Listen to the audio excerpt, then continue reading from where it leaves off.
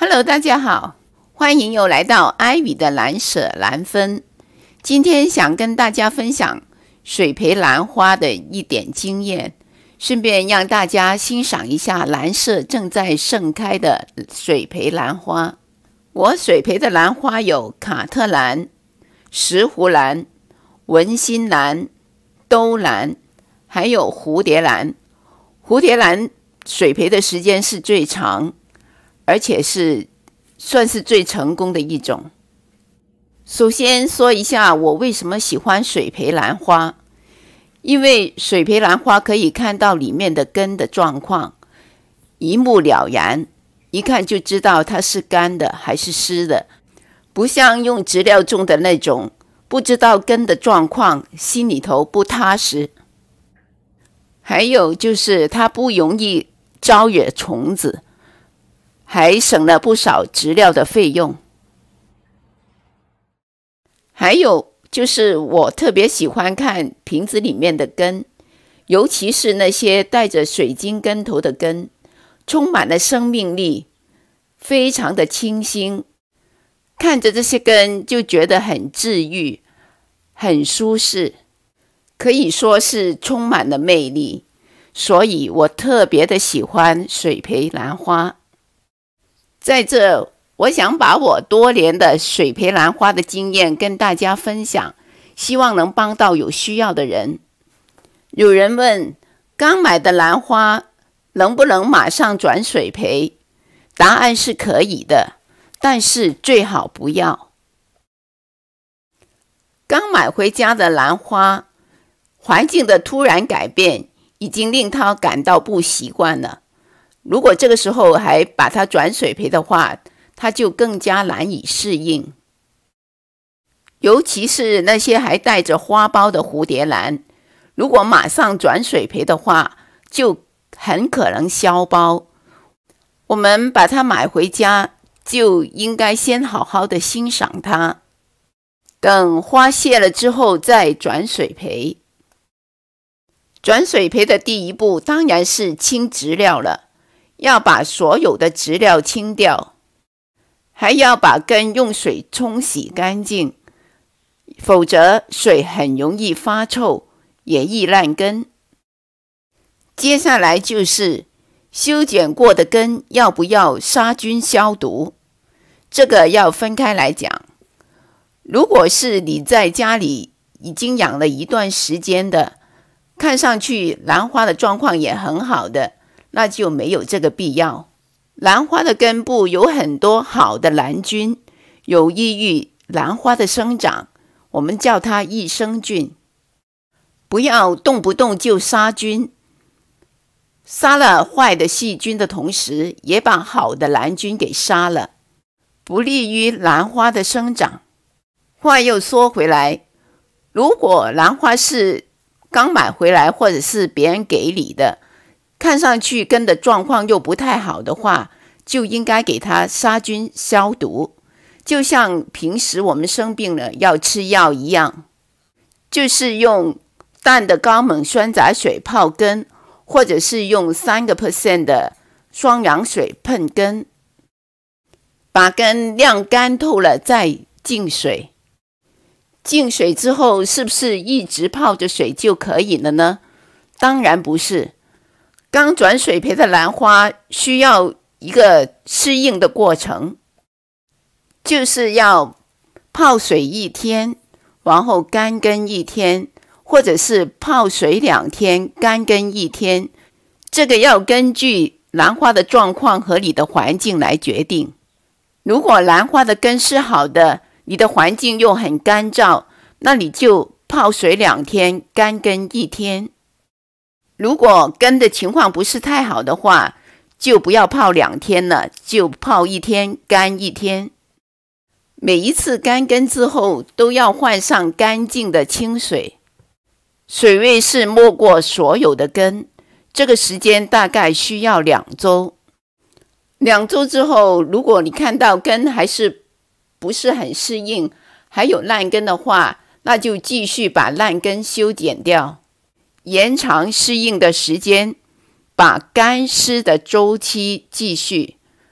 根烂了就要把干的时间拉长，泡水的时间缩短。那就不要泡2天了，就泡1天干1天，或者是泡半天干1天。2周之后，如果根适应了，就不需要这么复杂了，就2周才换水1次，干根1次，水位就是泡到根部的1/3。干根要干多久呢？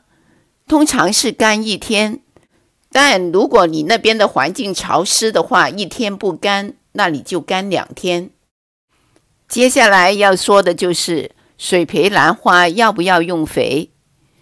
有的人说他买回来的兰花2、3年都没有下肥，照样开得很好。但是水培的兰花又可不可以这样呢？水培兰花刚开始的时候不用任何的肥料也是没有问题的，就跟植料养的一样。但是时间长的话就不可以了。道理很简单，兰花的根和叶都是可以储存能量的，短期内它会用自己储存的这些能量，而过了一段时间之后，植料养的旧植料里面还有养分，而水培的就只有水了。如果我们不给它添加养分的话，它就只能靠消耗自己的体能来维持生命，这花就会越养越弱了。所以水培兰花要给它特别的添加养分，那怎么加呢？加什么呢？这个也有讲究。我以前只是用氮磷钾均衡的喷雾兰花专用肥，每周给它喷1次叶子和根。但是有的人说他买不到这种肥料，那就可以用固体的肥料，氮磷钾比例均衡的肥料，用建议浓度的1/4，每周泡水半个小时，不要超过1个小时。这种肥水不可以泡太长的时间，时间长了容易烂根，尤其是刚出的水晶根头特别容易烂。以前虽然我也有用这些化学肥料，但是总觉得它比不上植料养的壮。但现在你看到的水培兰花完全可以跟植料养的比美。因为从去年开始，我对水培兰花进行了技术上的改进，就是除了给它氮磷钾比例均衡的化学肥料以外，还喂它喝了2样补品，就是海藻叶和钙镁补充剂。它为兰花提供了多种的氨基酸和微量元素，为植物提供了无机肥料所缺的有机营养成分。海藻叶和钙镁补充剂的稀释浓度配比，在我的视频第24集里面有分享，可以作为一个参考。海藻叶跟钙镁补充剂稀释之后呢，你会看到颜色是这样的。现在我的水培兰花全部都是用这种液体来取代了一般的清水。但是这里要强调一点的是，它只能取代清水，不能取代肥料。